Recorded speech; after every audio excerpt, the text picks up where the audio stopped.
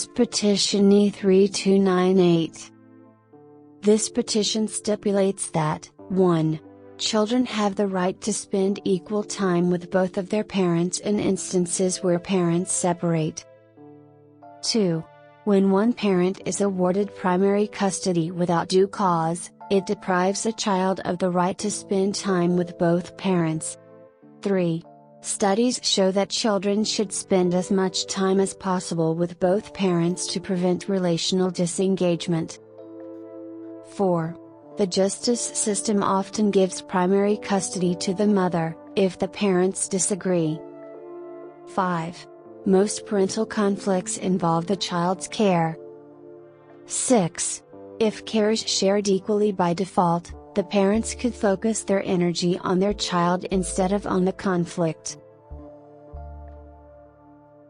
This petition is an effort to update legislation dealing with divorce and parental separation so that shared custody be the default option for children if their parents separate, and that both sides in a custody dispute be made to show why a 50-50 parenting arrangement would not be in the best interest of the children.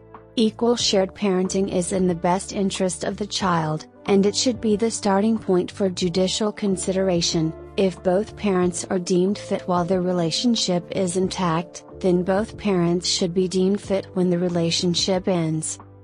Social science informs us that children do much better with both parents.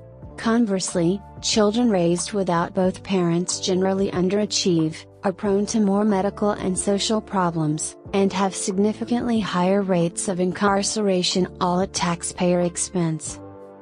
Continuity of parental and family relationships to the maximum workable extent is what is in the best interest of the child.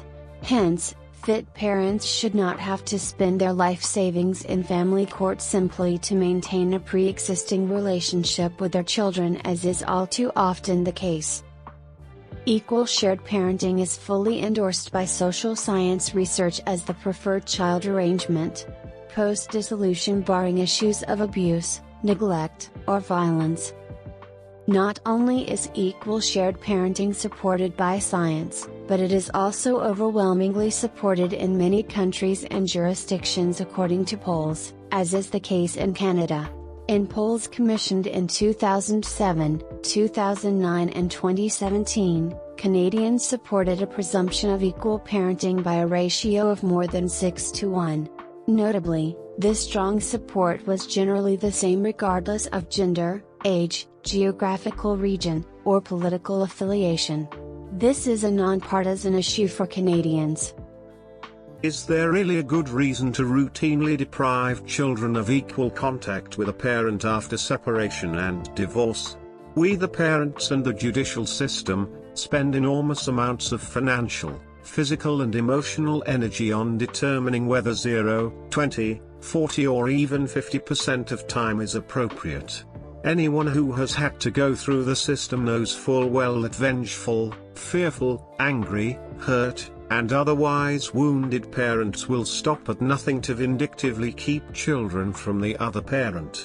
And the judges and lawyers and social workers and psychologists and whoever play right along. None of the judicial pronouncements to date in favor of shared equal parenting have translated into a philosophical transformation towards post-separation time sharing. We still tend to see one parent, who is usually but not always the father, as an occasional visitor in the child's life. We need very clear direction from Parliament to signal to judges, lawyers and the public that equal time should be the starting point. The social science research is abundantly clear. Involved parents post-separation equals far better outcomes for kids on multiple axes. The social science research should be driving our legal and social policy. Vague notions of undefined best interests of the child should not trump both common sense and scientifically proven outcomes for children of divorce. Best interests of the child needs to be defined according to a modified maximum contact principle. 50% works well. Let's make that the starting point, allowing parents to make their own arrangements of course, but with still providing clear legislated standards as to from what point the discussion should commence. In child welfare law, we cannot remove children from a parent unless some very serious failures are identified on the part of a parent. Parents do not have to be perfect parents. Even less than perfect parents who remain involved in their children's lives, ensure better short-term and long-term outcomes.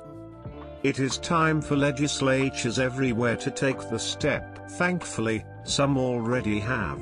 Now the rest of the world needs to catch up with what Justice Goodall called monumental changes in our modern-day socio-economic fabric, and demarcate modern child-focused rules and standards, all proven by the social sciences, so that children will continue to enjoy the love, affection and guidance of their parents and extended families on both sides. Thank you for your continued support for equal shared parenting.